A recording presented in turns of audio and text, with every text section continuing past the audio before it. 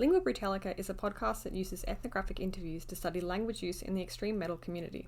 We are studying a music scene known for its love of themes and topics generally considered offensive, and it is likely that some episodes will touch on topics or opinions some listeners may find tasteless or ethically problematic.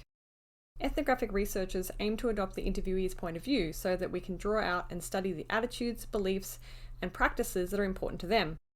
We want to make it clear that in presenting these conversations here, we do not endorse any of their content. Our aim is to explore the thought processes behind language use in this long-running, international, and yet understudied scene.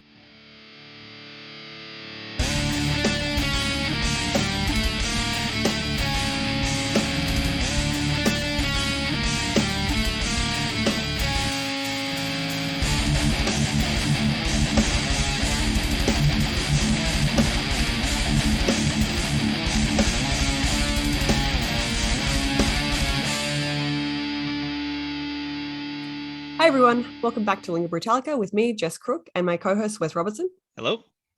Today we've got a very different interview in store for you. We'll explain exactly why that is later, but for now, let me introduce Stony and Chris from Party Cannon, based in Scotland. How are you? Yeah, nice to meet you. Cheers for having us on, guys. Thank you for being here. So just to begin, as we always do, how would you describe Party Cannon's music to somebody that hasn't heard of you before? What kind of genre would you say that it fits under? I was being completely predicted. I would say Party Cannon fits under brutal slamming death metal mixed with late 90s gore grind. But we just call it Party Slam. That's a fun one. Yeah, Party Slam. You've been described as slam, quote, brutal death metal online in the Encyclopedia Metallium. How do you feel about that label? Does that work, or is that does that miss some of the nuance? No, I think that sounds about right to me, right? Yeah, that sounds right to me. I think it's a bit like, I would say slam is brutal death metal, so it's a bit unnecessary in a way. If anything, there's a redundancy there. Yeah. No, yeah, like Okay. fucking redundant going down. Slam is like short for slamming brutal death metal. Okay. Okay. It's like, yeah. Anyway, enough of that. Where did the term Party Slam come from, though? Is that like how'd you get to that? I'm just really good at shitting out like dumb phrases. So I'm just gonna there's a band in Perth. But what are you going to say, something? Oh, I was going to say it's probably just something that's come out over an 8-hour drive, and we're like, I quite like the sound of that. Yeah, that's how most things go. There's a band in Perth called Harold Shipman, and they're like a power rounds band, and he used to call himself Party Violence, and I really liked them before we started Party Cannon. So that's probably wrong on us in some way. Nice, makes sense. And is like slam the kind of metal that you first got into when you first started like engaging with the genre? Yeah, do you mean like metal in general, or like? Yeah, like metal in general, I guess. Yeah. Oh no, I don't think anyone just like jumps in straight to like slam. Like, that's like years of mental training. I think you go through. Right? I mean, I know like being Stony, we used to sit and play Resident Evil 4 when it first came out in 2006, and everything was like Magnum and classic metal bands like that, and Iron Maiden. So I think my first like metal band I got into was like Iron Maiden. Then from there it kind of went to like, I don't know, like Slayer, Metallica, like, yeah, kind of thing. Then since I started with Slayer, it was like Deicide. Then once I listened to Deicide, I was like, oh, dang, Deicide. And just kind of went from there. And I was like, cool, that makes sense. Then all of a sudden, the whole like punk thing, like grindcore, I kind of was discovered death, and I was like, oh, there's a whole sub thing of grindcore. It's totally different, but still kind of the same. So I kind of, yeah, I kind of like progression there. I think a lot of people have it. So did you take a similar path, or? Chris and I have known each other since we were kids, and I blame him entirely for the musical path that I have been set down. It was him that got me into the Iron Maiden CDs, and it progressed to further damage from there.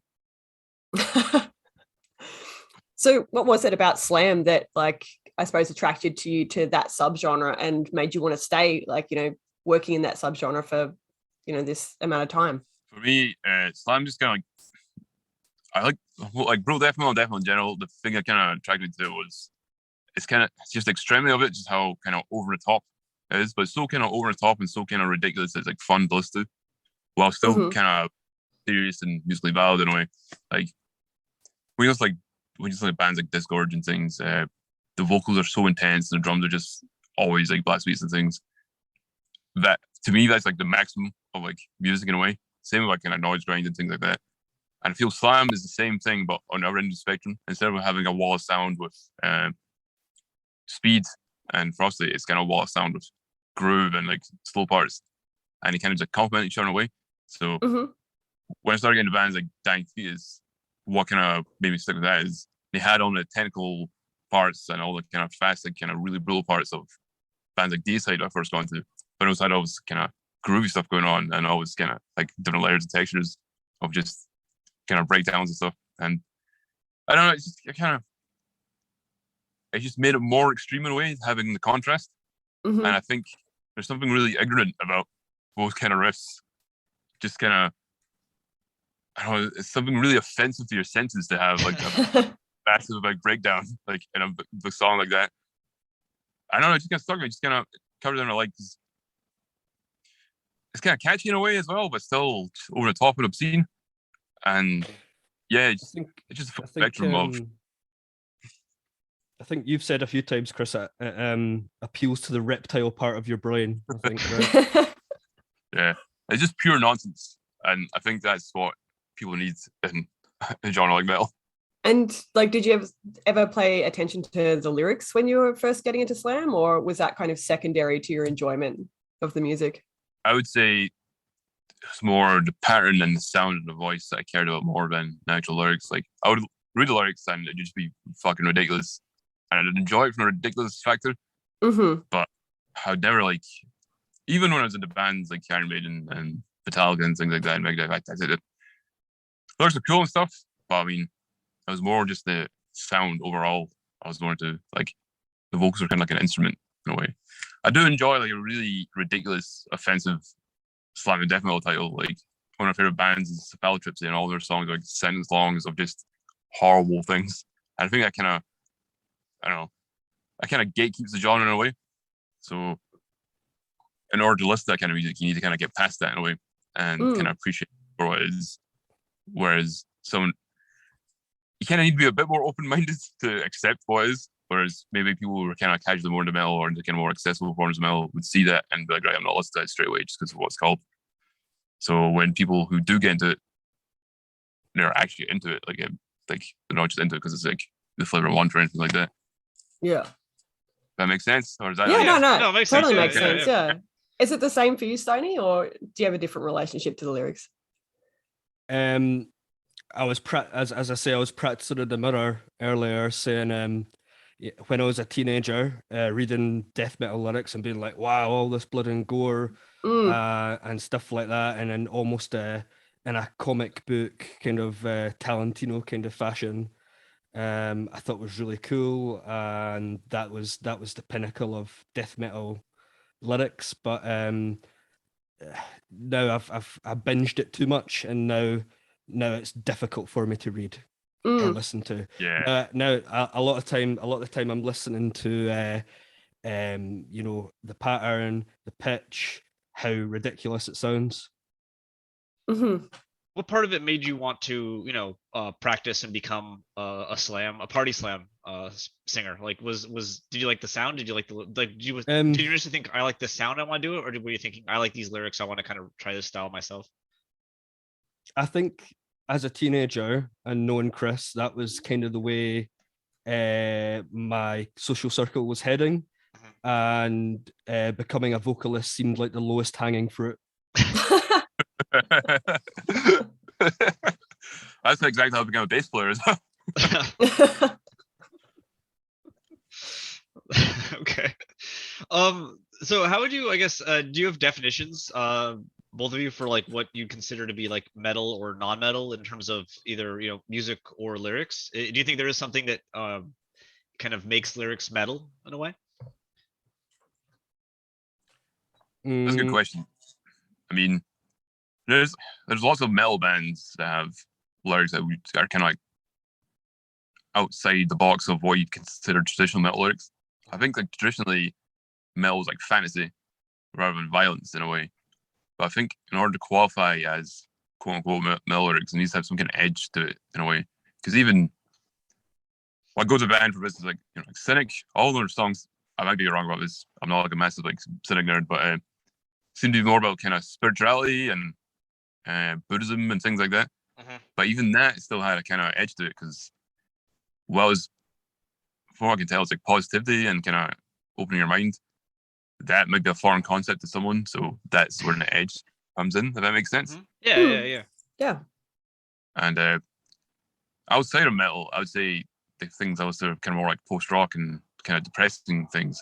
I'd say those lyrics would not sound like metal lyrics. Like if you just read them off the paper, like maybe if they're performed in a metal way, you could kind of move it. But that's more kind of about real life sadness and like despair in a way, rather than the fantasy element. And I think when you start kind of going down more kind of real social political things, that's kind of more punk. That makes sense. So if I've never really thought about it in great detail, but if I was to listen to a metal band that had lyrics that remind me of a Hatebreed song, I'd be like, those are kind of more punk, hardcore sounding lyrics over metal tracks. Whereas if I listen to a hardcore band that had lyrics about like blood and gore and I don't know, like just general violence, like, okay, those are kind of metal lyrics. But I'm sure there's a lot of people that would disagree with me. That despair comment is interesting because, like, obviously, kind of the black metal has certainly a penchant for despair. Do you think there's a different approach to sort of despair in metal than in post rock? Yeah, I'd say so. Actually, I think like despair and black metal, like you get things like suicidal, depressive black metal, and I think that's more about extreme. I hate the world. Nihilism, I will commit suicide despite everyone. Whereas like post rock is like, I feel lost and I don't know what I'm doing with my life. Kind of a bit more on the surface relatable. Yeah, less extreme. Honestly, yeah, I think, I don't know. What do you think, Stony? Do you think that's a fair summation? I am completely with you. I think to minimize what you're saying, it's metal lyrics are normally edgy. Mm. yeah, it's pretty much a long-winded way.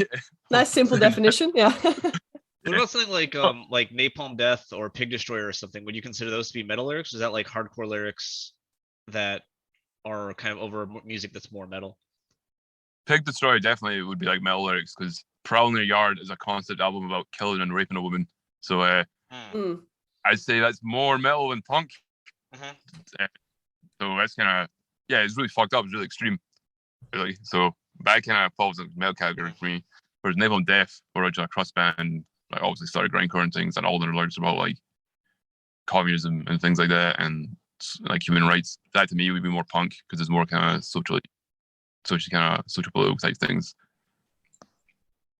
Okay. Interesting. So there can be a disconnect between the music, whether or not the music's metal and whether or not the lyrics are metal in a way.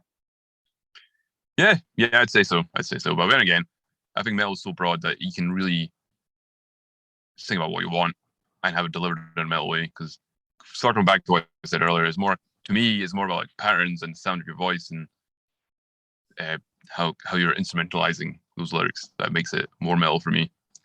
And so does that mean that the like vocal production is kind of more primary to defining metal than like the lyrical content?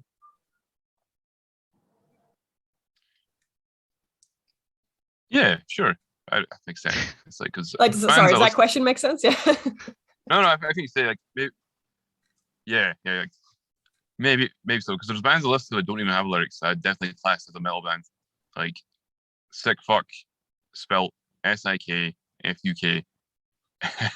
Their album Teabag the Birth has no lyrics. The guy reads off a sheet that has like a number chart on it, and each number corresponds to a different noise. And I would definitely say they're metal vocals. If they weren't metal vocals, I don't know where they fit in. Yeah. And Stony, as a vocalist, is that like how you would define metal as well? Like... I can I can completely relate to that. Chris and I almost exclusively work together on the vocals, and then the other guys can have their input. But it's mostly us deciding what vocals go where. And Chris will go, right, can you do like a mid-rangey bit? And like a mid-rangey bit might be a really ambiguous term for anyone else, but if he says a mid-range bit, I'll know exactly what he's talking about. And he says, do a screamy bit, I'll know it's like a big top rangey bit. And we call the low bits dog barks. That's like a specific type of low voice. So yeah, I completely understand having numbering each different noise to make like a certain piece of lyrics or a pattern fit into place in the way that it does. So when you're constructing these songs, the sound that you need is primary over the lyric that you need, like the word that you need. Is that right? I would say so. The lyrics are only there to serve as a skeleton to the sound that we want to make. Okay. Interesting. Yeah. I think that's a good way to describe that. I mean, I'm not like, we're no way disparaging lyric writing, because obviously there's very talented lyric writers out there, and Stony himself does write really good lyrics. But it's mostly about taking the lyrics he has and fit them to patterns, and just kind of do something he's comfortable with. Because originally, when we first started the band as like teenagers, I would write a pattern, then I would just like put words to it. And as time went on, and we all kind of got more confident with instruments and sort of got more confident with vocals, he took on that mantra. So he'd write his own lyrics, and obviously he knows what he can do with his voice more than I can, because obviously I'm doing it. He'd write lyrics he likes sing about, couple them up and put them into his patterns, and it just kind of go from there. So yeah, just kind of I'm glad you mentioned that, Chris, because I was going to try and describe that, and you've taken that burden off my shoulders. So the reason a lot of the lyrics aren't written down to their full extent is that I'll have bits and pieces of lyrics, and Chris and I will know before we go into the studio the skeleton of the lyrics in that song, but they might be completely different by the time we come out the studio. So only working from a skeletal structure, we're able to change it on the fly. Okay. So I mean, do you though now when you're listening to metal pay more attention to lyrics as your band is now kind of, has these own particular methods, or actually because you have this non-traditional structure, would you say you're kind of less interested? I think that I'm not listening to the lyrics as words and phrases, and what do you call a paragraph in a poem again? A stanza? Yeah, or a chorus. I am listening almost exclusively to the pattern it's making and how it sounds good to me. So based on that, do you have any sense of like what makes good lyrics or bad lyrics, or is it all kind of like, well, it doesn't really matter what the lyrical content is, provided that the production is pleasing to you? Well, if I bought a Cynic album, I would be really disappointed if it was all about killing a woman in the back garden. I'm surprised. Yeah, right, yeah. I think it's quite particular to each artist, because a lot of bands I like singing broken English, so there's that. Still enjoy it, but there's bands in metal and out with metal I'd read lyrics and enjoy. Like, some lyrics I'd enjoy because they're stupid, some lyrics I'd enjoy because they're well written and maybe relevant content matter or tell like an interesting story. But yeah, I think Stony kind of summed up well. If Cynic released an album that was all about gore, I'd be probably quite disappointed that it wasn't about Buddhism. Whereas if Dying Fetus released an album that was about Buddhism, I'd be quite disappointed. I'd be intrigued though. Yeah. Yeah, I wonder what John Gallagher's take on Buddhism is, but yeah. It would be a curious experiment. I would certainly listen to it once. Yeah. I mean, a good example of enjoying lyrics kind of just because they're ridiculous is I really like this band called Human Rejection. I think they kind of broke up in 2010 or 11, but they're from Greece. And my friend was working with them in a capacity. I think he was a tour manager or something. And they were about to go release their album and get all the lyrics printed and stuff. My friend went, "Hey, Alex," Alex's name, the singer of Human Rejection, "if you want, I'll proofread your lyrics and make sure in English makes sense." And Alex went, "Nah, man, don't worry, it's all good, it's all good." But the album ended up being called "Proceed to Terminal Isolate." And it's just full of like stuff like that. So when you read the lyrics, it's all just like broken passages like that, and that is like quite enjoyable to me, just because it's quite funny. Not like disparaging anyone's like English skills or anything, but just because like it's so jarring to read. It's like, And the fact that he lent into it is kind of cool as well. Yeah, I mean, yeah. Sorry, like, I don't know. I know these. It's fine. Oh, it's Craig walking by. Sorry, basically, I dropped a guitarist off at his house, and I'm just gonna park around the corner to do this quickly, and he's just gonna run by on a jog, like a late night jog. it's our first interview with 3 people in it. Yeah. Doesn't know that they're included, but there you go. So, like, some research on metal has argued that metal bands don't take their lyrics like seriously or having meaning, like that's treating it like a horror movie or something like that. Given that, you know, we'll get into what you do when you write lyrics in basically the next question, but do you have a more kind of non-traditional way of approaching it, and that you also are focusing on sound? Would you say this is the truth for your band? Like, are the things that you say things that you consider to be, you know, like important and meaningful, or is it something you do kind of distance yourself from as kind of part of the overall kind of product? Very, very much distanced from having any kind of lyrical content. I think that us not publishing lyrics is now, you know, we've done that now for. Have we ever published lyrics, Chris? I don't think we have. No, I think the only time we had lyrics was the original version of Duct Tape to a Flagpole. I made those CDs in my room and I printed the lyrics on the back of them, and that's about it. And that was 2010, and I was like 100 copies. Yeah. So I had more than one analogy for food, but I've now lost my notepad that I wrote it down on. It's like a sonic garnish. There you go. There you go. Yeah, that sounds better than word salad. Word salad, that was the other one. Thank you, Chris. Yeah, I mean, the lyrics, like, I think Stony's been a bit modest here. Like, the lyrics Stony does write are interesting sci-fi lyrics that have like substance to them. But I mean, it'd be kind of more up to Stony to say if they had like a meaning to him. But when I write lyrics, it's kind of hard to say if I'm distant from them or not, because sometimes it's like an intricate phrase, sometimes it's the recipe to a pizza, but kind of just verbalized in like the pattern, if that makes sense. So like the intonation of 3 scoops of dough becomes like a pattern. So it's kind of hard to say. However, I will say there is definitely a disconnect between our song titles and our lyrics. And I would say our song titles don't hold much weight to our personal beliefs, if that's the angle you're getting at. So yeah, we definitely want to ask about the song titles. Yeah. Who comes up with those, by the way? Is that a band decision? Yeah, I'd say for most part it's a team effort. Usually if someone writes a song, they usually name it, or if someone has a title lying around, they'll kind of throw it in. Just by default, since I write 60 to 70% of music, I probably come up with 60 to 70% of the song titles. But other people like pitched in. So I get most of my song titles from TV shows or books or things I've had to be in real life, or just things I found like funny, or nonsensical. I'll generally leave the guys to come up with a funny title, because they are better at the funnies than I am. Yeah. So is the goal humor? Humor, in a way.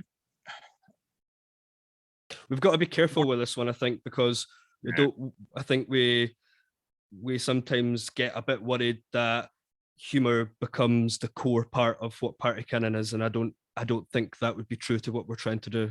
Totally right. So I'd say in song titles are humorous. It has a sense of humor, but it's not straight up parody comedy. I wouldn't say we're a comedy rock band. So the way I liken this is, I don't know if you guys are particularly familiar with like the power band scene, or like fastcore bands like that, like bands like Spaz, The African Gentlemen, Weekend Nachos. Is that your kind of vibe? I wouldn't say so. No. So basically, we just like kind of brutal punk bands, and all their song titles are about drinking or BMXing and things like that, or like kind of nonsensical phrases from like conversations and things. And I kind of like that vibe. It's kind of more personable in a way. So you wouldn't listen to Spa as if they're a joke band, but you'd read the lyrics and you could maybe have a laugh and kind of take them seriously at the same time. The byproduct, isn't it? Yeah. So it's kind of like hard, kind of serious. So I used to use this phrase called "joku serious" a lot. That's a real word as far as I'm aware. Yeah. So I'd say that kind of sums up. It's more a punk approach in a way. I can't say the word punk because I'm definitely like a middle class guy, but okay, that's all I'm gonna describe. It's more to do like grindcore and power violence rather than a super serious death metal song title. And if something does sound like a super serious death metal song title in one of our songs, there's probably something more to it that makes it kind of humorous. But yeah, I'd say humor is maybe not the direct. Humor is the byproduct of our song titles. Okay. So we've kind of been like jumping around it a bit, so we might as well just jump right into it, which is to talk about your approach to lyrics. Because to give the listeners a bit of background, we messaged you to talk about potentially using your logo, and then you said, "Hey, can we actually just interview you?" And then we said, could we get your lyrics to do the analysis for our interview? You wrote back and said that you don't have published lyrics and that you use a mood board, and you were kind enough to show that with us, to us, but. We've never talked to anyone that uses a mood board. I didn't. I guess I know the word mood board, but I didn't realize that I did until you mentioned it. I had to like think about it. I didn't actually realize that it was a mood board until very recently. I didn't know that that's what it was called. Okay, well, there's a board with words on it, and so what, call it a mood board, call it whatever. How do you write lyrics like using this process? Isn't that like nothing we've ever heard of? So I guess once you enter the studio, once you kind of have a song, how do the lyrics get written? So the guys spend months of their life practicing a song, and then I'll read a book and be partially inspired by it and write little bits and pieces down and spend about 15 minutes pretending to write lyrics for it. Okay. But did you already know? So you already know what sounds you need, and then you write the lyrics to kind of match those. So Chris and I work on the lyrics together. Everyone has an input, but it's mostly Chris and I for the lyrics. We'll have an idea, and we'll be like, we'll hum it out to each other, or we'll kind of I don't know if you're ever got your headphones on and you to do like pretend that you're like screaming along with it. You kind of do this weird whisper voice like do that, because it kind of sounds like screaming when you do it whispering to yourself. Yeah. And then we'll kind of do this kind of weird whispering serenade to each other. And I'll be like, yeah, that's kind of what I was thinking. That's how it should go. And then I'll memorize it, and I will pluck some lyrics out from almost like a bank of phrases and words and attach them to it. Now, sometimes that's done before entering the studio, and sometimes it's done while in the studio. But the reason we never have finalized lyrics is because they never really get finalized. Right. Okay. So with the mood board then, like, so you say you have a bank of like phrases. Is the mood board like your word bank? Correct. Then? Yeah. Okay. Yeah. Okay. Do you look at it while you're screaming? Like, do you just kind of have it in your head floating and then kind of pop it out there? I'll have papers with me in the studio full of these words and phrases, but they're not necessarily attributed with any one particular song. Right. But I will have like a skeleton of how the pattern should go in my head. This sounds incredibly difficult to me. Like, I mean, so if I was like if if you had me put down a bunch of random phrases and hold papers and then listen to a song and then pick them out on the fly to match syllabically what I need there, I think I would mess up within like 5-10 seconds. How do you do that for a full song and like choose the right phrase that matches what's coming up? Like, do you just listen to the song over and over till it's you completely get it, or is this a skill that you've developed?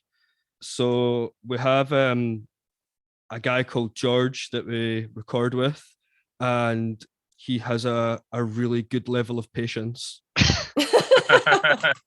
Yeah, that's pretty much it, man. George is like a savant as well. He's very good with numbers and things like this because he's like an incredible drummer. And I think the way you kind of approach lyrics, it's almost like a drummer would approach like beats or like patterns or something like that. So I think he kind of gets it too. But yeah, so I guess like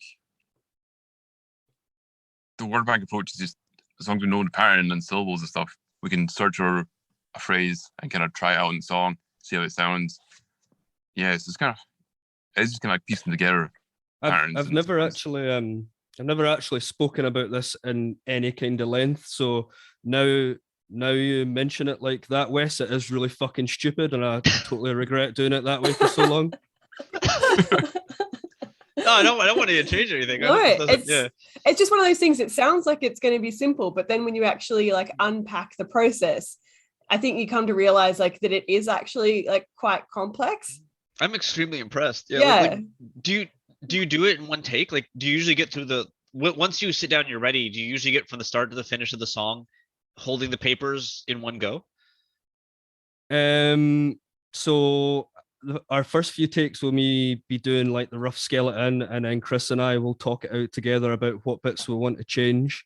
And if he thinks that, so in the studio we'll talk quite often about textures, which is like, I don't think that's quite the right, if it's not low enough or it's not the right kind of grit in that particular part, or it's not fast enough, we go ahead and change it. And changing it on the fly is a lot easier when your lyrics and patterns aren't necessarily associated with particular words and phrases. I think our goal isn't really to tell a story or a concept. This process is a lot easier. I think if we had like a massive overarching theme of some kind of like start to finish story where certain key phrases were important to describe certain events, this would be a nightmare.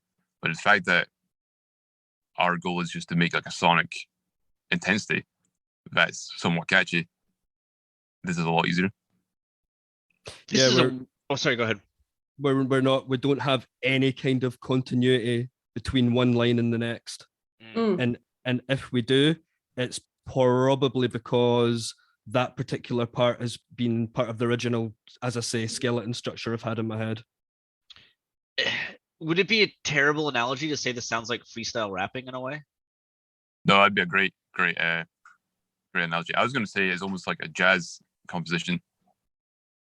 Oh, geez. Oh my God. Right. I'm just going to ground you guys for a second. We are still talking about me making animal noises. I'm gonna like spice up a bit more. Like certain styles of vocals need to have kind of defined words. So Stony does like a lot of ranges. He has very high vocals. He has like mid range. He has very low ones. He has pig squeals, snorts, like gurgly noises. When we're doing mid range and high ones, you need to have lyrics there. So sometimes we'll actually write like a line just so it fits that pattern and see how it goes. Or if there's like a particular word I think will fit that I think would be catchy, I'll throw that in. It doesn't have to be any word. It doesn't have to be like a reliable word. It'll just be a word that doesn't sound like ridiculous.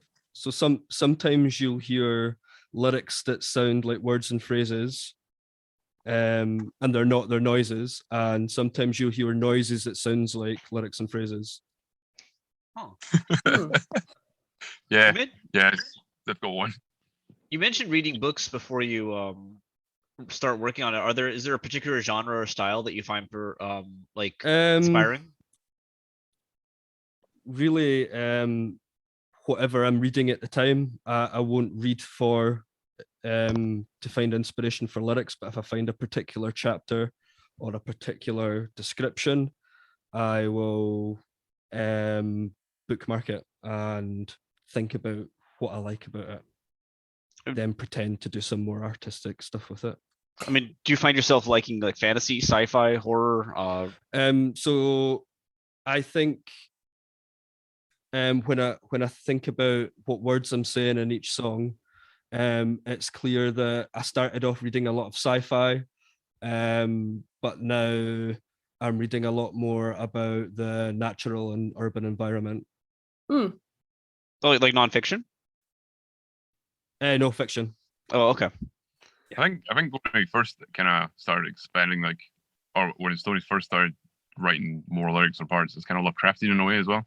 Yeah, it's they kind of sound a bit spooky, but maybe aren't outwardly spooky. Conceptually terrifying, but not actually. You know, you read them and you think this guy's really sad. Right.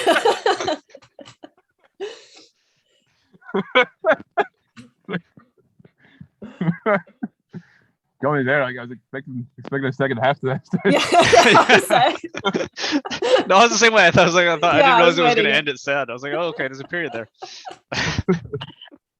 Like you kind of had a read of it and you're like, are you okay? I think it's kind of hard to really pin down as well, but when we wrote Parody in Half, I think some of the lyrics kind of came from an anime TV series we were watching called Neon Genesis Evangelion, because we watched that religiously at one point. So like a bunch of that is definitely bled into that. Like there's points where I would say like certain sections were like Evangelion themes about, since there's kind of loose narrative or not really any narrative, it's kind of hard to pin that down. This is actually not the first interview where anime has directly influenced the production of metal lyrics, so it's kind of interesting to see that come up again. Yeah, Definitely, I guess it's definitely a nerd mega theme, isn't it?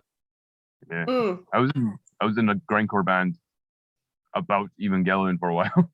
Oh, really? That's so cool. Right. Yeah, no, I think people kind of our age who are into metal, kind of, especially from the UK and stuff, kind of grew up around the time where anime was like a kind of underground thing. You could only get on like tapes, or if you watch like the Sci-Fi Channel, like 5 in the morning, you get kind of out of sequence episodes of any anime they're showing at that point. And it was just kind of like, at that point in time, animated series weren't really that intense or had that much lore or was kind of mature themes. So I guess when you're discovering metal and you discover anime, it kind of makes sense because the musicals kind of has mature themes and is a bit kind of hard to find. And yeah, so you're back in that kind of era. So I can see why people my age would be into anime. I was wondering, like, is it because like slam vocals or like brutal death metal vocals, like in general, tend to be kind of difficult to pass, as in, you know, the lyrical content can be difficult to decipher if you're just listening to like the vocal production alone without the aid of like a lyric book? Is that like characteristic of like brutal death metal something that allows you this kind of flexibility in terms of like the sources of inspiration for your lyrics and the kind of, I suppose, like unstructured style that your lyrics often take? Absolutely. Like one of the goals in some of the styles is to be as indecipherable as possible, as long as the pattern is there. Like personally, when it comes to like guttural vocals, I think it's more indecipherable the better. As long as the texture and pattern is there, that sounds like way better to me. I think when you have real guttural vocals that you can understand every word of, as less brutal in a way, it's good in certain sections. But if it's the whole song is like, I feel it's missing a certain character. It's just meant to be, it's less overwhelming and less kind of like a sonic like assault.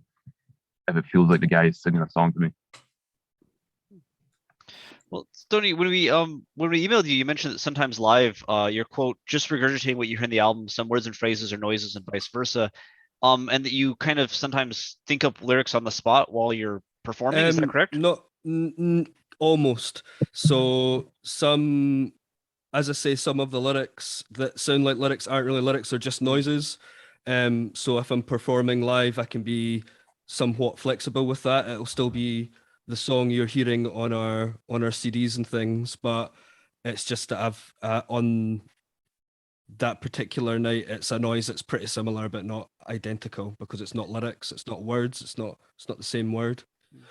Also, when we're live, that means that I'm not changing up the patterns or some of the lyrics of what you're hearing, but maybe I can make, like a different strange wobble box noise on that particular part. Okay. So are the George songs all memorized in your head? Yeah, I hope so. I mean, the lyrics. Yeah, so there's bits and pieces of there's bits that are absolutely memorized, but other bits they are memorized as pattern information, not lyrical information. There's very few words there. It's all just kind of sounds. And Yeah, even I think even the words that are lyrics, when I'm actually producing them live, I think when they're coming out my mouth, when I'm thinking about them, I'm thinking about the sounds they make rather than the words that they are. There's oh well, you guys will be able to tell me what that is because I haven't quite figured it out yet. It's like I might be saying a word, but it's like as the way that a parrot repeats a word. Mm-hmm. It's just replicating the same noise. Okay. Yeah, so it's not like he's going on and just scat singing freestyle. There is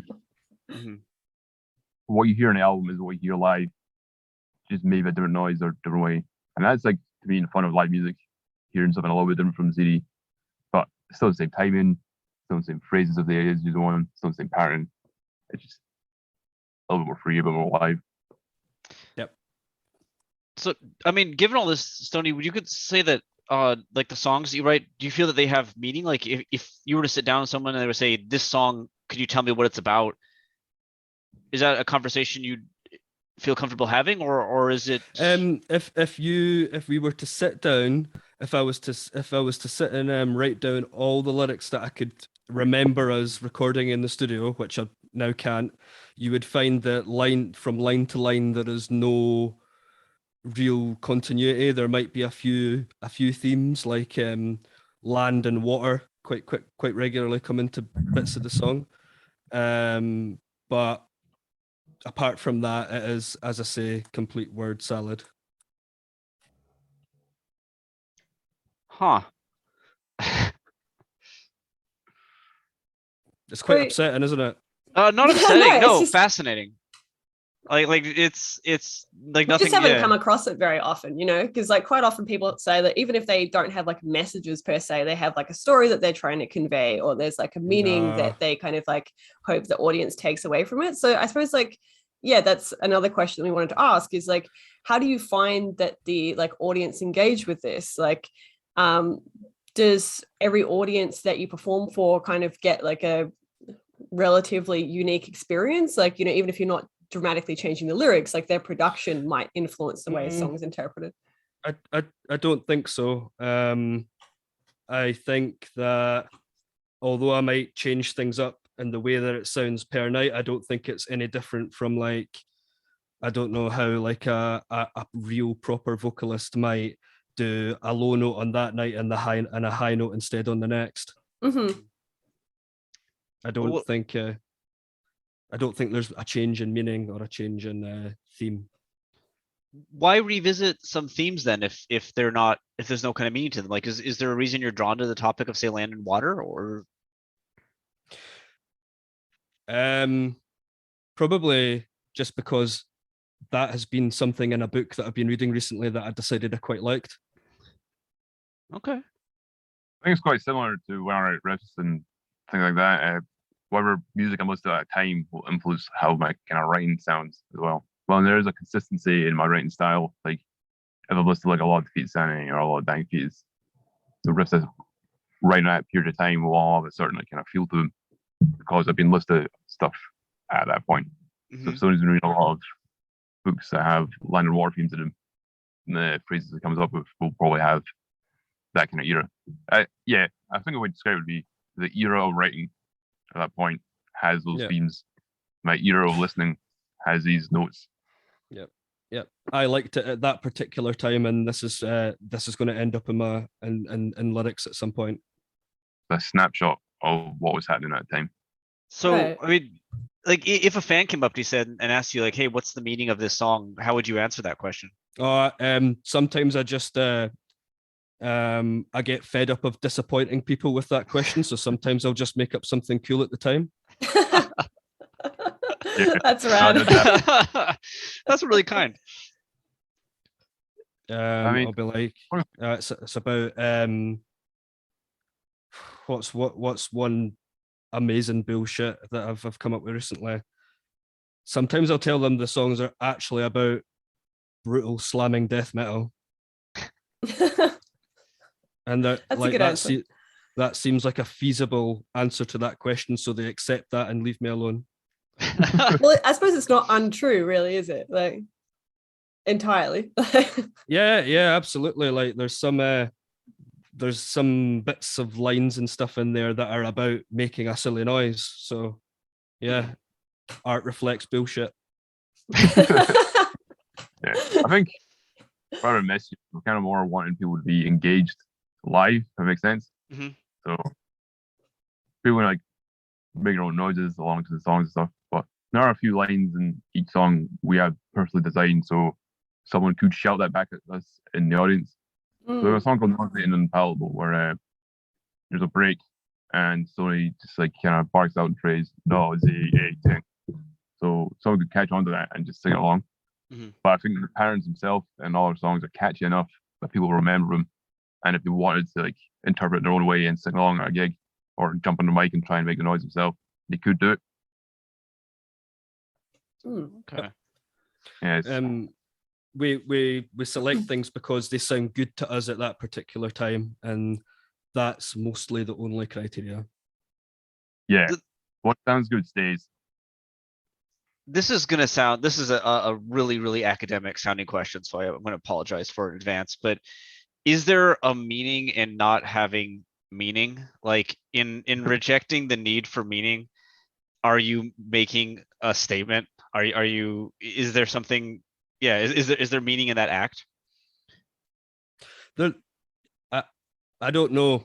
Maybe you're right.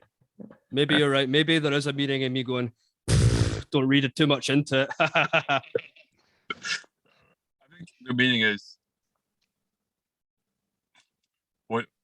to be more extreme, you have to be less traditional. Oh, I like that answer. I'm gonna like blow your minds as well. We have toured with bands that have less lyrics than we do. How? Like, full on. Did you tour with Animals as leaders? Because that would be Oh no.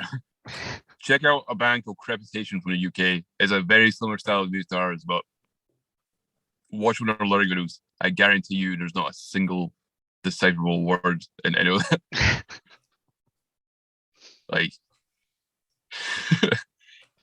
Yeah, please don't get the impression that we're unique in any way whatsoever. not to like burst anyone's bubble here, but yeah, I think there has been a lot of conscious thought into making our vocals the way they are. I wasn't going to say meaningless because I don't want to do a disservice to Stony because he's I'm quite happy with them not meaning anything at all. And you've really got me thinking now, Wes. Is the joke on you? I don't know. Yeah, what the? Yeah, we're just punk rock. Maybe this is the question we've been waiting for, and we're like, oh yeah. Because I kind of wondered, right? Like, given that like there is this kind of practice in metal of like fans who are super invested in a band, kind of looking into their lyric books and trying to unpack what the lyrics mean and, you know, what the singer was thinking at the time when they first wrote them and stuff. I wondered, like, yeah, is the, I suppose, refusal to engage in this practice something that I suppose like means you're kind of rejecting this trope in metal? Like, we're just too brutal for it. I think maybe some of it is that way is because I am the least likely vocalist. I don't like writing lyrics. I don't like performing lyrics. I'm indifferent about getting on stage, and I don't really know anything about music. So that's probably why you're finding it quite difficult to understand how these are written, because there is no method. Mm. Yeah, I think especially as academics, because we tend to have very structured like thinking and practices, like maybe like the lack of structure, I think, is just like blowing our minds a bit. Well, it also just sounds difficult. Like it sounds. Yeah, I'm really impressed that you like can do that in a studio. It's kind of it's amazing. I didn't even realize like lyrics could be written like this. Try it. It's fucking easy. So, yeah. Really easy. You hum a tune, you can find words for it. Easy as that. Yeah, So pretty much that's the way to do it. You sketch something, you can apply some lyrics to it. But I mean, some of the parts are literally just patterns of sounds textured certain ways just to sound more brutal. And yeah, that's about it. Me and Stony both have degrees. We're both academics as well, and we're kind of stumped. So this actually like leads to the next batch of questions we're gonna ask was about kind of the song titles, and I'm gonna start with the last question we're gonna ask because it's related to what's going on within this category, and that is you have a song called "I Believe in Danny Filth," which I think is a really like amusing song title. I really like it, and I was wondering, and maybe I'm reading into this too much, but is this title kind of a piss take on everything that we've talked about lyrics? Because we've had people on this show talk about how like Danny Filth is in many ways the prototypical like quote unquote good metal lyricist. Like I never actually thought about it like that. No, I think we all genuinely really like Danny Filth. Yeah, okay. pretty much. So it's just you all like Danny Filth, so you put his name in a title. So it's unironic then, yeah. Yeah. I never thought about it like that, Wes, but now I think we're going to have to change it because it might be seen as slanderous towards him. Oh. I guess like, I mean, we all really like Danny Filth, but we also find him kind of funny in the same way because he's just like the most metal entity to ever come out of the UK. Mm-hmm. And Cradle Filth are like I really like Cradle Filth, but they're like a ridiculous band at the same time. He's like a kind of larger than life character. Yeah, so absolutely. Danny Filth, the person, like the Danny Filth entity, is almost like a comic book character or like just like an entity in a way, rather than an actual person. It's just his larger life, like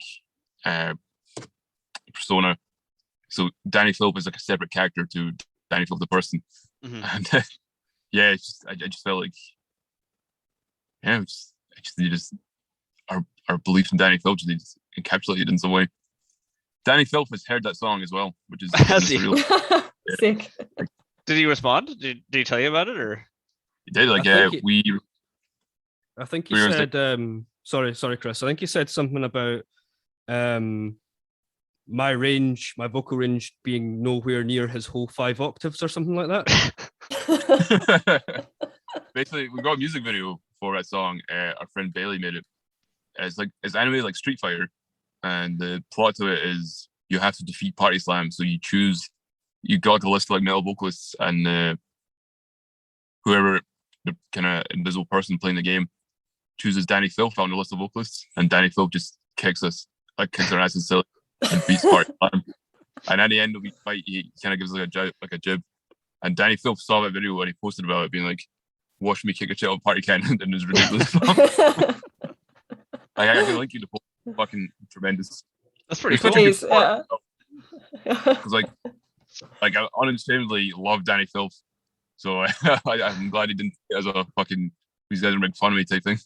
Mm. So I suppose this relates to like one of the questions you wanted to ask about kind of the overarching feel, I guess, of the song titles that we have access to. So because obviously the song titles and the band name itself kind of epitomizes what we could consider to be kind of the core thematic elements, at least those that we could identify, which seem to be kind of focused on like fun, partying, and gore. So I suppose it kind of relates to the earlier discussion we were having about this kind of balance of like, I suppose, more lighthearted and more, I suppose, horror style content. Because you have album titles like Bong Hit Hospitalization or Cannons of Gore-Soaked Blood-Drenched Parasitic Sickness, or songs like Keg Stand by Me, Naked Beach Frenzy, or 60 Stone Threesome, which are all examples that seem to parody or mock a number of kind of metal tropes, if you like.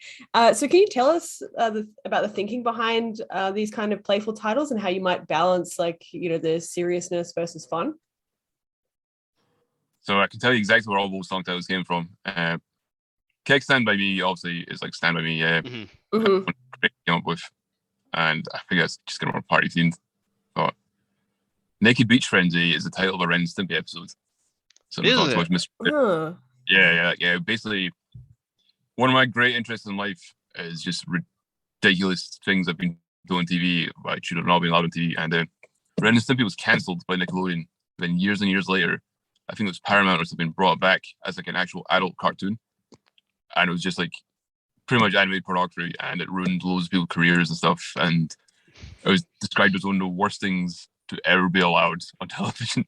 And there's an episode in it called Naked Beach Frenzy, and it's just fucking appalling. It's like the worst thing ever. I just saw a song title. That sounds like a fresh metal song title, but it's just the name of this awful episode of Ren and Stimpy. So yeah, that's all the meaning of that one, to be honest. And 60 Stone Threesome, that came from something a friend said.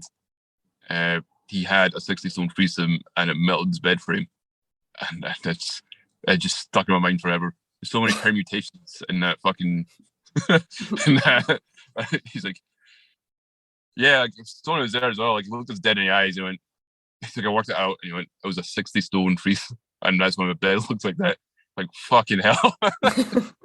I just had alliteration in it as well. I think it was a soft sound. It counts as accents. I can't remember, but just the way it rolls off the tongue as well. So many permutations. The act in a way is, it's insane. I had to use that as a song title. What was the question again? Kind of gone on a tangent. Are these like what's the thinking behind kind of having these kind of playful titles, especially as you mentioned they don't kind of fit? You meant like there's a separation between the lyrics and the titles, right? Yeah. So the reason we can't end up with song titles like this is because when we started Party Cannon, and to this day we're still big fans of grindcore and power violence and just fastcore punk, which kind of more relies on kind of lighthearted song titles like this, while still having kind of serious and brutal music. Like obviously like Spaz is the one I keep coming back to, and they have songs about like they have a song called Finn's Mom Yodeling in the Bathtub, the Mongoose Preservation Society, which is about like mongoose BMX bikes and stuff, and Weekend Nachos, like their band's called Weekend Nachos, and they've got a song called like Jock Power Violence and Hometown Hero, and that's just obviously kind of lighthearted but with serious music over it. African Gentlemen, one of my favorite bands ever from the UK. All their songs are about drinking beer. Like they've got songs like Orange Boom, which is about obviously Orange Boom beer. They've got a song called Stupid Dickheads. That's just a fucking song title. They've got a song called 4-4, and the song is just about how they enjoy playing in 4-4. So things like that is kind of how we.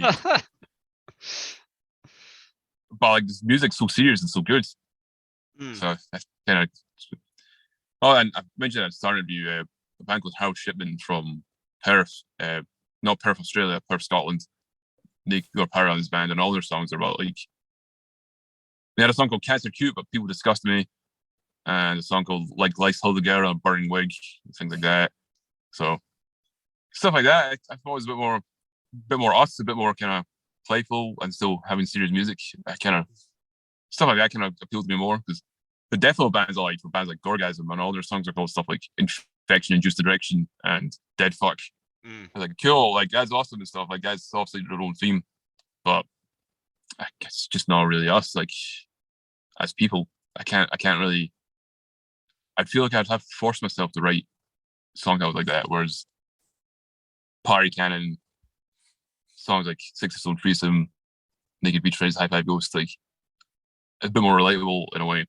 A bit more personable, because it's about things like I'm actually really interested in, things that make me laugh, and I think that kind of resonates with a lot of people as well, because they like bro death metal, but they also have that side of them where they're into kind of dumb shit like partying and so well.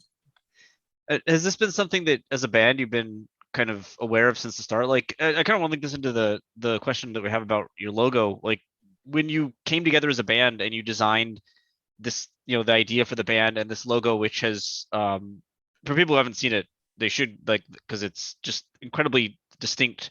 You've gone viral on Reddit for it a number of times, where it just stands out on tour posters where there's all these unreadable death metal logos, and then yours with the bright colors and the curvy lines and stuff. How did all this come about? Like, was this something you were aware that you all wanted to do quite early on? Was it part of the early design of the band? I don't think it. I think it wasn't something we did deliberately to be against the grain. I don't think. Yeah, it just kind of happened naturally, to be honest. So when we first started the band was called Catatonic Phonology, but the song titles, we still just had like dumb song titles like Dead Reason Single, Battle of Spider-Man, Big Tasty, things like that. And it was Stony. I told this story about he bought this thing called a party cannon, and we just thought the phrase party cannon was hilarious. And he spent loads of money on it for it not to work. And it was meant to like just confetti everywhere. But he said he just told us a really long anticlimactic story like I thought was really funny. I remember this is exactly how this went down as well. Jack, our original guitar player, turned to me and went, "Party Cannon is a song title," and I went, "No, it's the band name." And honestly, like a sort of like TV moment like that. Yeah, something a movie dialogue. Yeah, the title credits went up after that. Like that's the end of the episode. But yeah, that's just how it ended up being called Party Cannon. That kind of fit with the whole kind of gore paralyzed thing we're into. And yeah, also like if you go to like slam death metal gigs in Europe, it is like a party vibe. Same like gore grind bands and stuff. People turn up on inflatables, dressed up, they dance in a circle and things. Well, like really brutal, serious music. People turn up and have fun, which is what we liked. So Party Cannon just kind of naturally kind of fit into it. And the logo design would be like an accidental stroke of genius. I can't really describe it anyway. It was we're like 18, 19 at the time. I would not be confident in saying any of us knew what marketing even was at that point. Mm-hmm. Yep. Yeah, it's crazy to think we've been going for that long. We're I think we've been going. Is it 10 years or over now, Chris? Yeah, just over 10 years now, man. Yeah, it's crazy to think back because we were all quite different people back then. We're all just like teenagers. And so, like, the actual font, like, did you derive that font from like any particular source? The reason I'm asking this is because when I first saw the Party Cannon logo, I was like, oh, Toys R Us. Like, yeah, it's Toys R Us. It's 100% Toys R Us. Okay, cool. I'm just wondering if that was coincidence or if that was actually the inspiration. No. It's correctly to talk about them. Next question. Rad. I love that combination. Toys R Us plus metal equals band logo. Have you had any like pushback? Like, have you had any encounter any metal fans or metal bands that think you need to take things more seriously? Like, is there any controversy? I guess. Yeah, less than we expected and less than you think. Obviously, you get bands like people I don't know be like, "Oh, I didn't listen because what are stupid and stuff." There's a joke band. Fucking, they think we're in the same league as like fucking Weird Al and things. But the pushback has been kind of minimal, to be honest. Most people, I think, it's kind of made our appeal a bit wider. Kind of harking back to what I said before about brutal death metal being kind of inaccessible about themes. I think since we play legitimately brutal death metal, that's not like watered down match logo anyway. I think since the themes are kind of more accessible, more people who don't will give it a chance, not realizing they actually do like brutal death metal. So that's kind of made us a bit more known outside the brutal death metal scene as well as brutal death metal fans liking it because it sounds like brutal death metal, if that makes sense. It's kind of taken away a barrier without watering down anything, if that makes sense. It was again, it was not our intention when we first thought of that name. Oh no, absolutely not. It's just work. It just seems to have worked out like that. Yeah, it's like some people like invested in like companies and stuff like 10 years ago and ended up rich now. We came up with a good band logo and it's paying off. 100%. So one thing that also we kind of wanted to discuss is a little bit of a, I guess you call it, gap between these titles and some of the lyrics that we've seen, because looking at the lyric board a little bit, there's a big difference between that and sort of the band's image, because in many ways you play up this kind of image of being dumb music. To give some examples, on Facebook, when you announced your recent album, you liked comments like you thanked everyone who has taken an IQ hit from listening to Volumes of Vomit. And you liked comments stating, my IQ already dropped 50% after the first track. Brutal album, permanent brain damage because of it. Forgot how to talk and or socialize, 10 out of 10. And by far the most ignorant piece of work I've ever heard, 12 out of 10. And then in contrast, in the mood chart we saw, we had lyrics like a voice from a cavernous lungs, deadly locution, or rotten iron by the unaided eye, which don't sound like the product of, IQ damage. Could you let us know a bit what's going on here between sort of this balance between band title, song title, band framing, and the actual lyrics that you produce? There's no balance. It's just me writing what I want at that particular time. On this entire conversation, have you not felt like your IQ points have dropped like a little bit anyway? No, this is No, fascinating. Actually, if anything, I've learned a expanding lot, my mind. Yeah, expanding my understanding of what can be. Yeah, the fact, I see where you're coming from, Chris. The fact we're having to have this conversation, it's like a conversation you don't want to have with your 5-year-old. Like, what does that even mean? Why did you do this? Just because it looks like food doesn't mean it's edible. I have a 3-year-old at home, so that actually that analogy is working perfectly for me.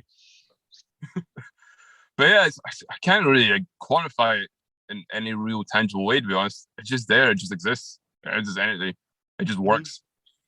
like if you listen to the album, it is like pummeling. There's a lot of bits that are just so dumb, and the whole thing's like so overwhelming. It makes you feel like your brain's melting, and that's what we kind of went for. And the vocals, like the lyrics that you read there, are just part of the process to make it sound as overwhelming and powerful and just kind of, I don't know, crushing as possible.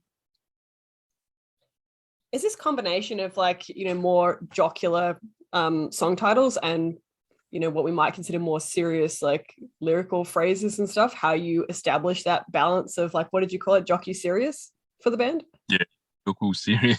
Yeah, jockey serious. Yeah. Is that just where it comes in, just putting some, I suppose you would say, more multisyllabic words within the content of the lyrics, and then having, all right, yeah. So that is the reason there's words that aren't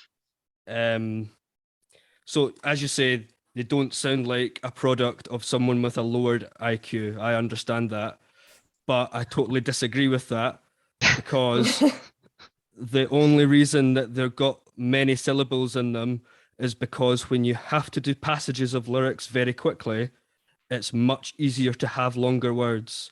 So it makes it far easier for me to have big words that I don't understand. Like anchor points in a way. Okay, interesting. But I mean, like you mentioned this earlier, there's humor in everything that you're doing, but your music and your band's not a joke, right? You said that humor is not the core point, right? Mm-hmm. It's not a comedy band. Ask myself that more and more every day. It just goes back to the whole power violence grindcore thing I keep harking on about. Their bands are not jokes, but they have kind of tongue-in-cheek messages and kind of more relatable song titles in a way. Well, something else we wanted to ask about, just because we didn't see it, I don't think, on the mood board, was whether or not you actually use swearing in your lyrics. Do you swear when you sing typically, or not so much? Not really. No, I don't I deliberately put swear words in. They kind of come in when we run out of words on the mood board. Yeah, okay. I don't think a lot of swearing, to be honest. I kind of find, I know it's a dumb thing to say, I kind of find swearing a bit cheesy or kind of forced at some points. Mm-hmm. I mean, but is there a difference between swearing on an album and swearing in real life? Because I'm imagine, I swear all night, really. Yeah, it's kind of natural. Whereas I think when you write down swear words to emphasize a point, it kind of feels cheesy and forced. I really have dying fetus, but the early albums, he says motherfucker all the time, and it's just, I don't know, it just feels a bit weird. Is it just a cringe or? Yeah, I don't know. It feels a bit new metal and stuff. I still love it and stuff, but it's, I don't know. it feels unnatural to formalize swearing in a way like that. I think because in Scotland, swearing is just so you just swear all the time as like a space letter. Like we probably swear like a lot in this interview, and I've not even realized. I think also part of that is that I'm 5'6" and look like a rodent, and if I get on stage like, "What the fuck is that, motherfucker?" like kind of, it's kind of like it's not laughable in the way we're looking for. It's just kind of like, that's really sad. But yes, sure. So Chris, you said formalized there. It's interesting to think of brutal slam lyrics as like a formal context, but is that kind of in your mind a bit? Like writing it down makes it formal regardless of how it's being used? Yeah, well, when it's formalized, being kind of there's intention put forward in a way. So I'm intentionally swearing there, whereas I think if you swear in conversation, it's kind of not intentional. It's just natural. So yeah. Okay. Yeah. Like bands like Discord and Distant Doom things, I can't imagine them having a song that we were fucking it. Like yeah, it's just weird. Is it kind of unagreed and stylistic in some way? Aesthetically unpleasing. Yeah. Okay. But I mean, sorry, I don't mean to like try to like do gotcha questions, but it doesn't seem like aesthetically unpleasing is something that Brutal Slam concerns itself with. Indeed, like recently, your band got blocked from Twitter for a bit because you posted your album cover. Yeah, that was weird.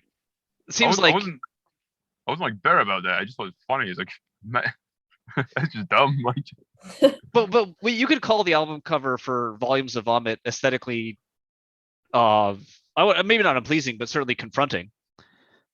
Yeah, well, I mean, that's kind of intentionally confronting. Whereas as kind of like a homage to like Carcass and stuff like bands like that, and it kind of included all fans stuff. There's like a multifaceted, layered album cover. I think whereas like swearing is just writing down the word fuck. Yeah, I know. I don't want to say it's cringe because that word's gonna overuse, but yeah, you get what I mean. It's a bit cheesy. Yeah, I mean, is the problem that like swearing is like so commonplace and everyday that it doesn't have that kind of offensive like or confronting effect that something like your album cover would? Yeah, it feels like it's trying too hard, right? Is it maybe that we all have our own unique style, and as for our band, swearing isn't really part of that? Yeah, I tell you. Obviously, these things are all subjective as well. So yeah, I mean, absolutely. Like Dying Fetus have an album got the wrong one to fuck with, and personally, Dying Fetus are my favorite band ever. I think it has like a really cheesy album title, but there's people out there who love it. What about sorry, go ahead. Sorry, then Dying Fetus released that fucking basketball top that had wrong 12 fuck with on the back of it. It took me fucking ages to realize it doesn't say 12. It's meant to say 1, 2 fuck with. Oh, right. Because we were looking at it for ages, being like wrong 12. What was that? Like, oh fuck, wrong 1, 2. Like, there's actually 12 members in the band. Yeah, rotate. Well, what about discussions of gore? Because you definitely have kind of gory images on your album covers, and song titles like Bong Hit Hospitalization, Nauseating and Unpalatable imply gore and violence. Is this all an implication, or is gore and violence something that does appear in some of the song lyrics? Gore and violence definitely appear in the kind of earlier stuff, but that's just space filling type stuff because we're all really into horror movies. Like the reason our album titles and album artwork all look like that is because I just fucking love B movies and old school 80 gore movies like Tom Savini style practical effects. Like we make all our own, as far as we can, we make all our own album art. So when Craig's impaled on a bong, we did that ourselves. Like we created that kind of torso and impaled it. When Jack's cut in half and the face coming out, like I built a body that's got like confetti coming out of it just to try and like imitate Tom Savini or like old slasher gore films and stuff. Just because that's what I was like pretty like tired out trope of death metal band like old school horror movies, but that's pretty all it is. I didn't know you made those yourself. That's fascinating. Yeah, sauce. Stony's head on a table. We cut a hole on a table, put his head through it. Jack is legitimately bent in half underneath like some pallets. I've like cut a hole in the back of his t-shirt, then built like a fake torso coming out the actual bottom end of his t-shirt. So that's like a coat hanger stuffed with like confetti, so it looks like a body, but his legs are actually underneath it. And Craig, we just like cut a hole in a t-shirt and just strapped the bottom to him. So when he was impaled, we made like fake blood out like cornstarch and stuff. And our last album, Bombs of Vomit, that is a picture of me like throwing up like soup coming out my mouth. Obviously it's like fake, but it's like a collage of all our fans. We asked them to send in pictures of them like partying and throwing up and stuff, so we could make like this like horrific collage, like that looks like an old school Carcass album. So the more you go for the booklet, the more images you see of people throwing up and partying and doing drugs and stuff. There's 200 images in there. The more you go through it, the worse it gets. But, yeah.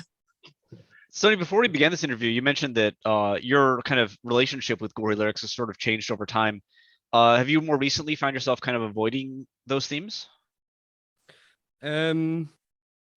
So I think I kind of got a bit bored of lots of death metal being about gore. I mean, I still think that is a natural conclusion to writing lyrics about, writing death metal lyrics, but I don't think I strayed away from it for that particular reason. Again, it was just I think my thinking process about the words and lyrics that we use at the moment is this is the stuff that I've been enjoying reading about recently, and I think I'm going to enjoy writing about. And let's be frank, I don't think there's going to be a terrible amount of people that are incredibly disappointed that there's no lyrics book in our album. The kind of gore stuff in the earlier lyrics, like that was mostly me that wrote those, just because we had patterns, and being 18, 19 time, I was only really listening to like gory death metal and watching like horror films and stuff. So I was just kind of immediate surroundings, and just thinking death metal band, gory lyrics kind of makes sense. It just kind of came easily. So it wasn't any kind of like story or structure. It was just like gory phrase about something that sounds like a death metal song. I would just throw that in there. I wasn't like kind of calculated or anyway. But yeah, I wouldn't. So when Stony kind of took over in the lyric writing, majority lyric writing, he kind of wrote about stuff he was interested in, which is more sci-fi books and or anything he's watching at the time. So it's just kind of different parts and different lyrics. When I write lyrics now, sometimes they're a bit gory, sometimes they're about pizza recipes, sometimes they're about fucking anything else.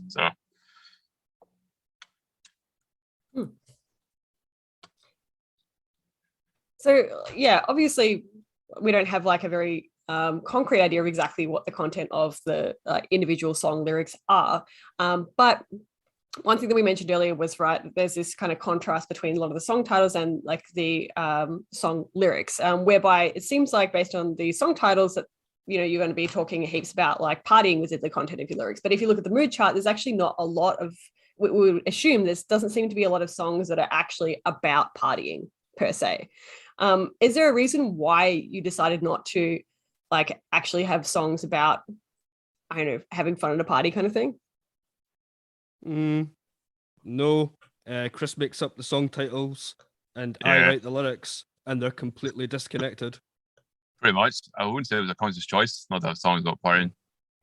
In the earlier stuff, there's probably some lines about partying, but I think there's as many lines about partying and gore as there is about Donkey Kong and Subway sandwiches in like the fucking first demo. Have you had like fans come up to you with the assumption that all your songs are about partying? And you know what? I'll take that. Okay. Yeah. If I love it when people assume that it's about something better than what I've come up with, which is, you know, 99% of whatever they're able to come up with. I guess it's kind of open to interpretation in a way. So whatever they want it to be about, it can be about. Like if they want the song 60 Stone Threesome to be actually about a 60 Stone Threesome, go for it. If they want the Dirt Bubble to be about the SpongeBob character, the Dirty Bubble, that's all good to me. Yep, totally comfortable with that. And I think they've come up with the idea with you know that idea because that's what they think it's probably about, and they think that's really cool. And I'm just quite happy to leave them with that. Mm. Yeah. I think like obviously our end goal is just to have really good live shows and create brutal music that's like memorable and still catchy but common and just a sonic assault. So as long as they're getting that and if we're adding more to it than you want, that's all good. As long as they enjoy listening and have fun. We're having fun making it. Get to do what we love. And kind of perpetuating this weird art form of non-lyrics. Well, we were wondering, one of our first interviews that we ever did was with Andrew Hudson of Harlot, and we asked him what like themes he doesn't like in metal, and he mentioned that he really hates songs about getting drunk or songs about drinking beer. And you have songs like Tactical Chunder, Drunk in Cambridge, and Keg Crusher, song or album titles. But we're guessing that getting drunk is not actually a theme of many of your real lyrics. I'm just curious, do you, despite some of the outward appearance, would you say that you kind of understand where he's coming from in this, or is a song about getting hammered something that you could totally vibe with in a metal album? Oh no, I'd absolutely vibe with a song about getting hammered. Like in Afternoon Gentlemen, all their songs are pretty much about getting hammered. Yeah. Is their EP not called Pissed Again or something? Yeah, Pissed Again. Yeah, it's good. I'd probably more vibe with stuff about getting drunk and hammered than fucking dragons and stuff like that. One's more relatable, yeah. would it have to be the right band though? Like we've talked about, Cynic and Cradle of Filth and stuff. Like if Cynic or Cradle of Filth or Dying Fetus had a song about getting like shit faced, would you be disappointed? Dying Fetus absolutely have songs about getting shit faced. Oh, I need to read the lyrics more carefully. Absolutely. Like the earlier stuff is just dumb shit, like really dumb shit. Song Skullfucked is all about just smoking weed. Yeah, you'd have to try pretty hard to come up with lyrics that really bummed me out. Like, oh man, this is really lame. Here's a good example. Dying Fetus, Municipal Waste, any death metal band singing about getting hammered, I'm okay with. Band like pirate metal bands singing about getting hammered on ale, I'm not down with. You're not down with? Why is that? Yeah. No. The whole thing I just don't enjoy. Like I don't enjoy music. I think specifically like pirates getting drunk. I don't vibe with it. Like I can't. Like I am not a pirate. They are not pirates. The immersion is not there for me. I understand when people find it fun, but I've definitely been around more drunk death metal guys, fucking just getting hammered on like a late nights than I have pirates getting hammered on ale. So, like, are we getting into a right what you know kind of theme here? I don't even agree with that as well. So I can't even properly rationally describe why I don't like pirate metal. I don't. I just feel it's wrong.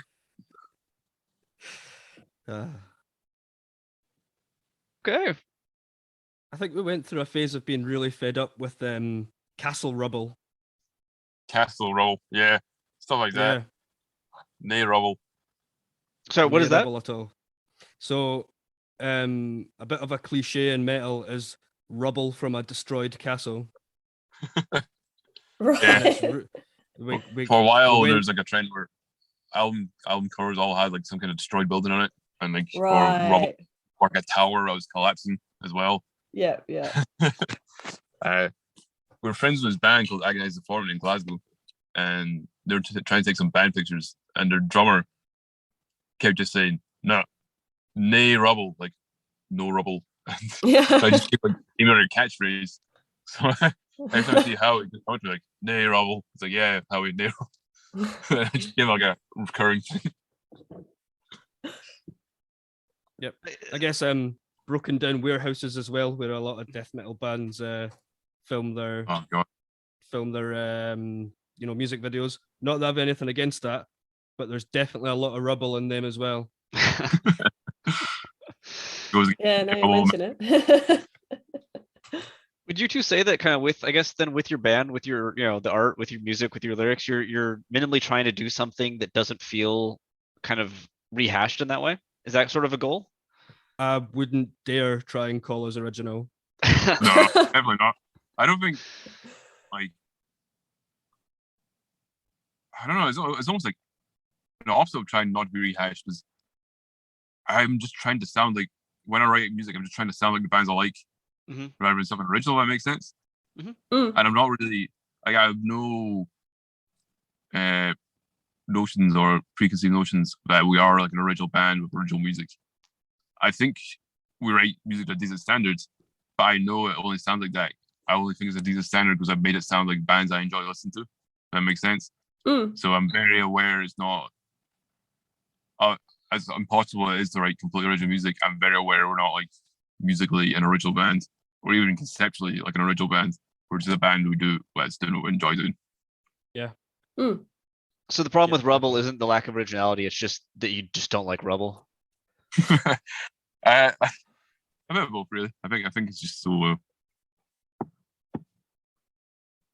It's just a bit obvious in a way. Yeah, I don't think we were trying to shit on bands that have Rubble in their imagery. I just think once you see it, you can't unsee it. You start seeing Rubble everywhere. Yeah, Rubble everywhere. There's a lot of things. There's like big trope of death metal bands having a gigantic fat person with holes, and once you see one, you start seeing it everywhere.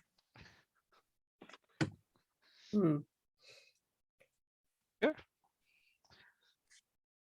So then, like, based on all this, what can we kind of say collectively about the role of language and lyrics in Party Cannon's music? And I suppose, how does that relate to the role of language and lyrics in metal more broadly? Oh dear. Probably disgrace the language in a more broad sense. Yeah. I'd say. Sorry, Chris, on you go. Right. I'll say this, and you'll probably say it in a better way. The lyrics and language in Party Cannon serve as a way to as a vessel for the instrumentalization of the vocals. The vocals are another instrument, and the lyrics just kind of serve there as a pattern device for song titles. The lyrics are a placeholder, aren't they? Yeah, a vessel for noises. Yes, noise vessels. I guess why say? Oh, sorry. I feel like I'm describing Stony by saying that, but it is a kind of apt description. Why say anything then? Why not just? Wouldn't it be easier just to make the sounds that you need based on the rhythm? Why put words at all? Because songs are really. Sorry, on you go. Depending on the vocal style, that is what we do. But like I said before, like a mid-pitch style where things are kind of more simple, you do need words. Like a high-pitched vocal, you can't, like, just the texture and the frequency of it, you need syllables to break up. What were you saying there, Stony, though? Also the fact that if there was no words in it at all, keeping time of where you are in the song would be really hard. Right. See, yeah. coming back from the run. Oh. Interesting. So having language actually has kind of a practical benefit for you as a vocalist. Yeah, absolutely. Yeah. If I couldn't, if there wasn't words, it would be really hard to memorize. Yeah. So it's easier to memorize with words than just to memorize that I need this tone here. Is that right?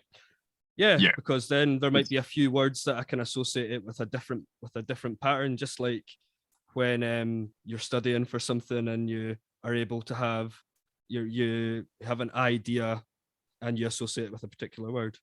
Helps with the muscle memory, right? Yep. Interesting. Well, what about metal broadly? I mean, does the way you approach lyrics in this band affect how you feel about the role of language in metal as a scene? I don't think so. I think it's each to their own. I think different the band, some bands need, vast, intricately written vocals, and some bands don't. Yeah, it's kind of unique to us. Well, not unique to us, maybe, but like it serves horses for courses. So it serves a purpose in our band this way. It serves a purpose in other bands different ways. Like I would not expect like a power metal band just to have noises, if that makes sense. And if you listen to the album, there are certain bits you listen to and you think to yourself, there definitely doesn't need to be words in there to make that particular noise. Yeah. Cool. My mind is blown. This has been amazing. Thank you all for all your time here. Yeah, we really appreciate it. This is a really different perspective for us to explore. Yeah. So I think it's really, we really appreciate you taking the time to like chat with us and being really patient with our line of questioning, which is perhaps like quite divorced from the way you view your own lyrical process. Yeah, you've basically taken the entire theme or like premise of our podcast and cut its legs out from under it. Humor us and our fucking style of music. This is the longest I've thought about lyrics ever. Really sorry to do that to you, man. I'm kind of bummed out. Not usually what we go for in terms of what we hope people feel at the end of these interviews. So apologies for that. No, it's no problem. I think I need to think about a way of writing lyrics that isn't really hard. Thanks for that, Wes. You're welcome, Stony. I'm happy to contribute to. Maybe I should write them all down in the future. I don't know, man. Whatever's easiest for you, really. Like that's how I'd feel about it. I wish someone had told me this.